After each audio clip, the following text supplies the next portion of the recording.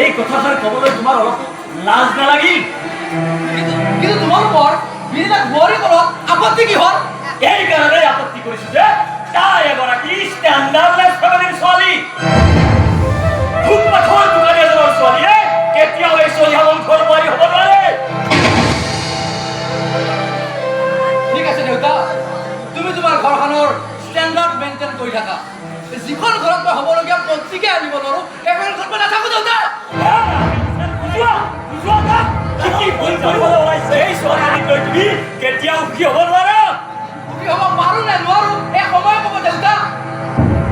সেই ছোৱালীজনীক মই কথা দিছো দেউতা, গতিকে মই তাইক সেইকাৰণে তাৰ মন মগজু একেবাৰে শূন্য হৈ পৰিছে। আৰু সেই ছোৱালীজনীৰ চুতৰি শুনি শুনি সি আমাৰ প্ৰতি থকা দায়িত্বখিনি পাহৰিছে।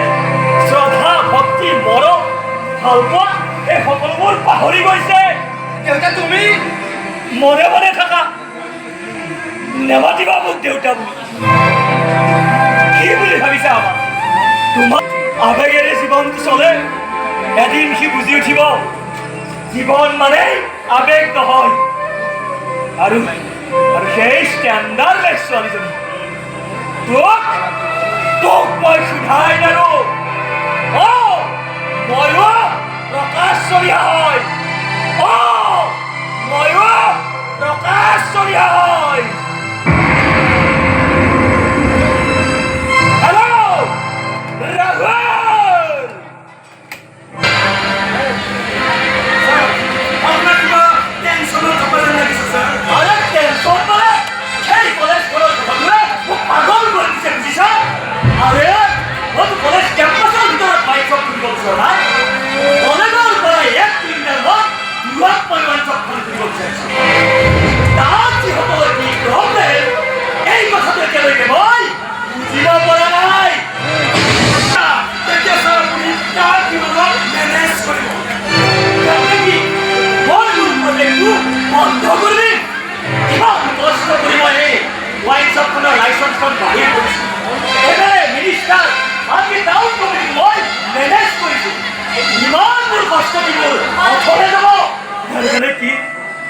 মই তাৰ সিদ্ধান্তটো মানি ল'ব লাগে।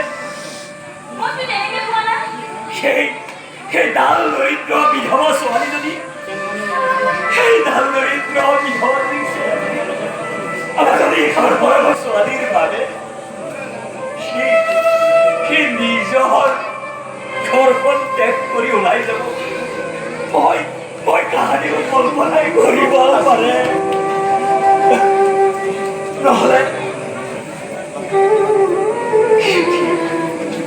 নহ'লে আজি জানো এবাৰে হ'ল সি মোৰ কথাটো যেনিবা বাদেই দিলো, সিটো তোমাৰ সময় এটাও ল'ব পাৰিলে তাৰ নিজৰ মাকজনী হৈ এবাৰো মনত নপৰিলে।